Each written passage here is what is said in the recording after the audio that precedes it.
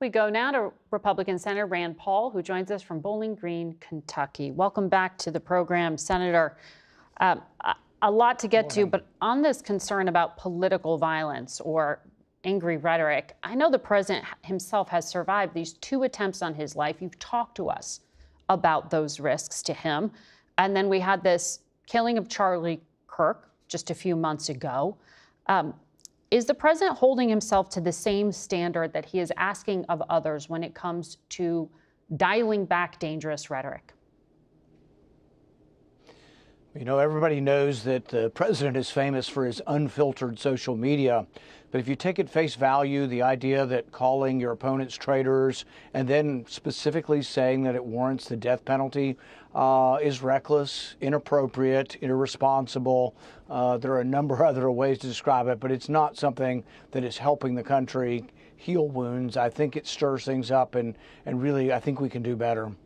Well, on the Homeland Security front, I understand you are chair of that committee, and so you have some insight into some of these domestic threats.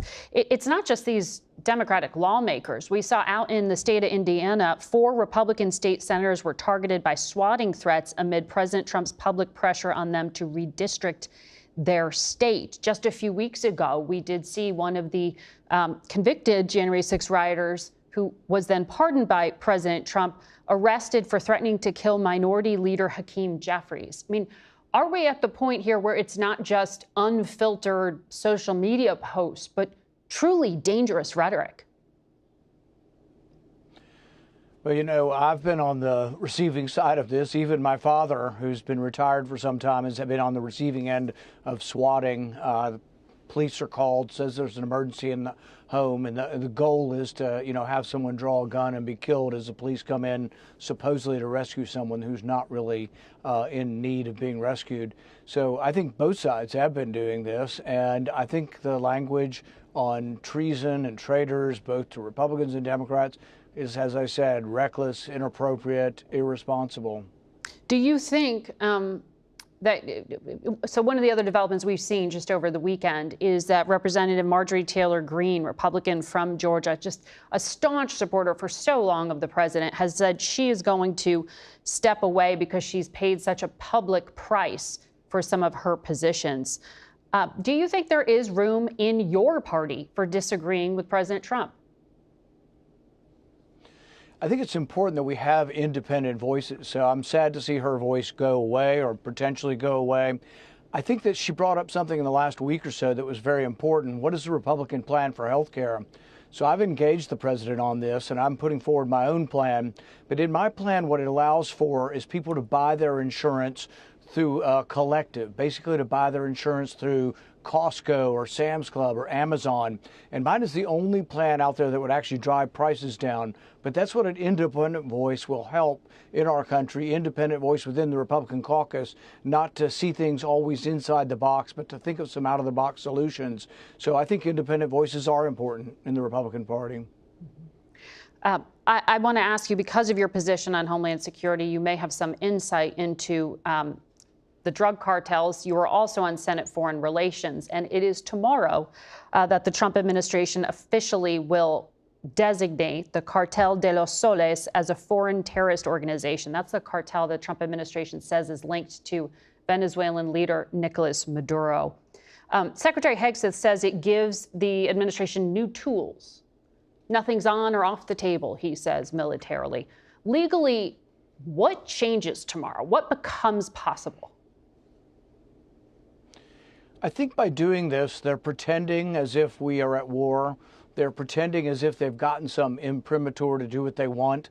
When you have war, the rules of engagement are lessened. So, for example, we normally don't shoot boats that we suspect of being drug dealers. In fact, if the Coast Guard tomorrow started shooting all vessels that are off of Miami or off of San Diego, about 1 in 4 of the vessels that they normally board doesn't have drugs. So it actually would be unlawful if the Coast Guard started blowing up boats. But for some reason, they say, oh, we're at war off the coast of Venezuela.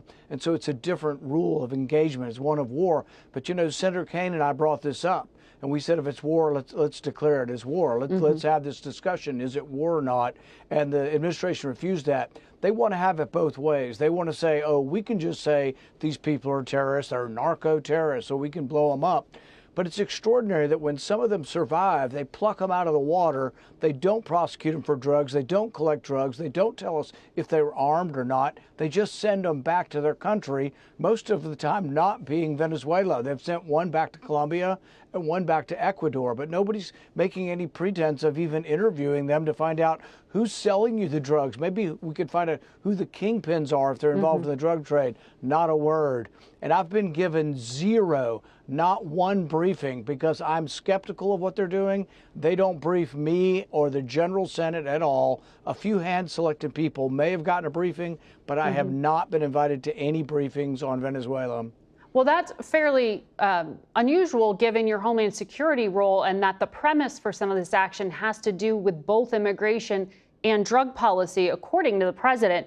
I know the DEA administrator recently spoke to our Nicole Skanga and told her that they have seen between a 30 to 45% increase in cocaine prices per kilogram due to these DOD boat strikes and a shift towards land routes for delivery of those drugs. In other words, there's still demand for the drugs, and the cartels are just finding different routes to deliver them. Have you seen any evidence that the president's actions to date are winning a drug war? You know, I think we should be trying to work on the demand side, treating it as a health problem, as an addiction problem in our country, and trying to lessen the demand. And that is part of the overall solution. The war on drugs, though, to capture all the people selling drugs, the price goes up and more people are attracted to it. You know, a couple of the people that have been identified as being on these boats are simply down on their luck people with no prospects who are offered $500 to get on a boat and race across the ocean. And so there always will be those people. There's probably a limitless number of those people in South America. There's been some benefit when we've cooperated with countries and with governments, but that's not what this is. And I fear that this is not going to do anything for the drug trade, but it is really going against the rule of law in the way in which we interact with people on the high seas, and it has no precedent.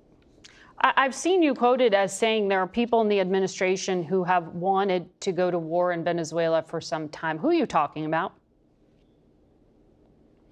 I think it's clear that Senator Rubio, as a senator, was very much an advocate of regime change. This was at odds, really, with President Trump. And so when he was picked, a lot of people who had been supportive of President Trump were, oh, my goodness, they're picking someone much more hawkish and much more eager to be involved and to intervene in other countries. And so people worried. And then the first year or so, people are like, oh, well, Rubio's done a good job on foreign aid, and they've cut back on all of the abuse of these NGOs around the world. And I think the people supporting the president have been very supportive of the Secretary of State.